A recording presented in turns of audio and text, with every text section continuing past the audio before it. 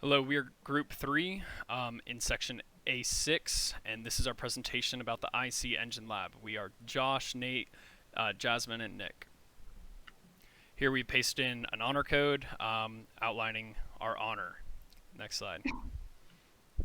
Um, the basic purpose of this lab is to characterize a coworker's engine, internal combustion engine, and mathematically describe the engine components, the torque, the RPM, and the inertia, as well as calibrate the sensors that we're going to be using here. Um, our data was collected with a force transducer that's mounted on the motor, as well as the angular position was collected from the engine position. This, along with time, allows us to take in the torque, angular position, velocity, acceleration, etc.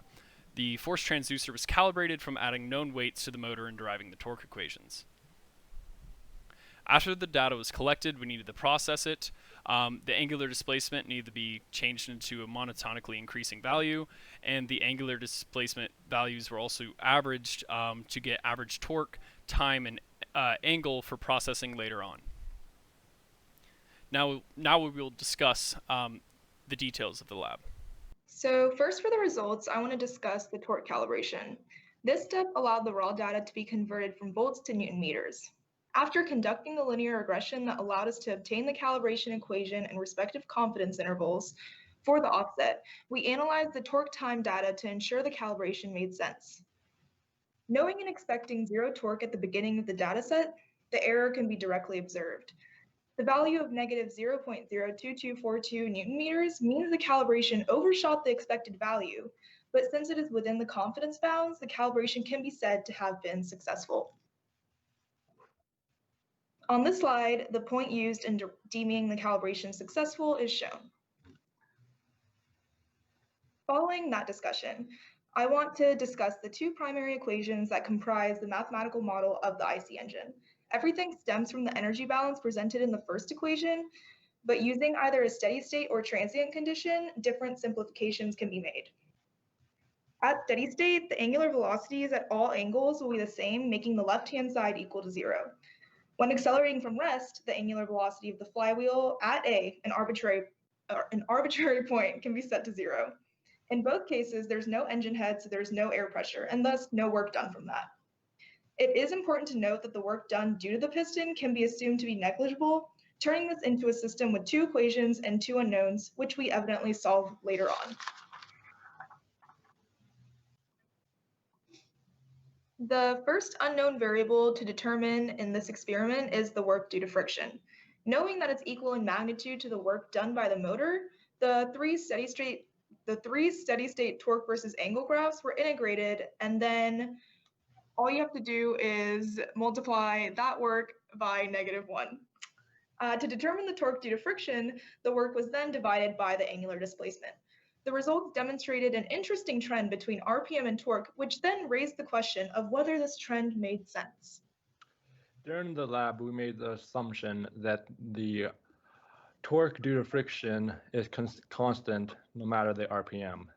As you can see in our data, this is not true, as in the plot on our right, in the same amount of radians, more work is done the higher RPM you go.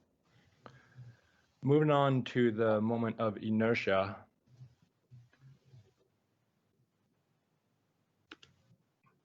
we have our theoretical value and our experimental value. Our theoretical value was easily calculable by the equation given, and we had a mass and a radius.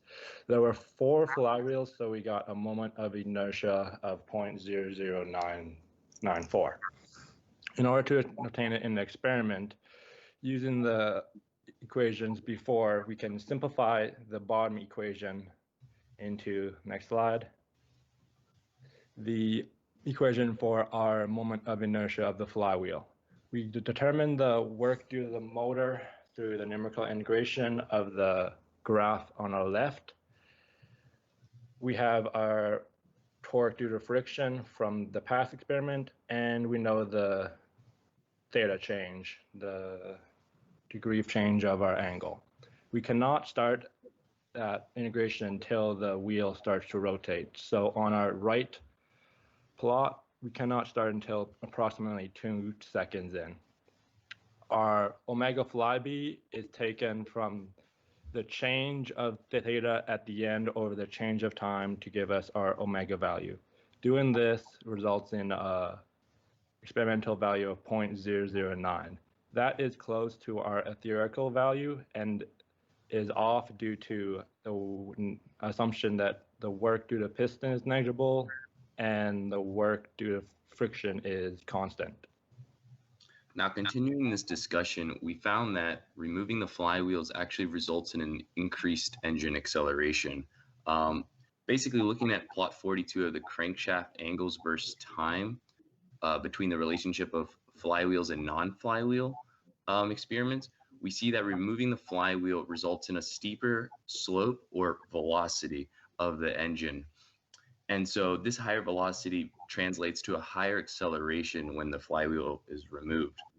We also see that for the intake and power stroke of our crankshaft angle, we see a 0 degree mark, and during compression and exhaust, we see it at 180 degrees.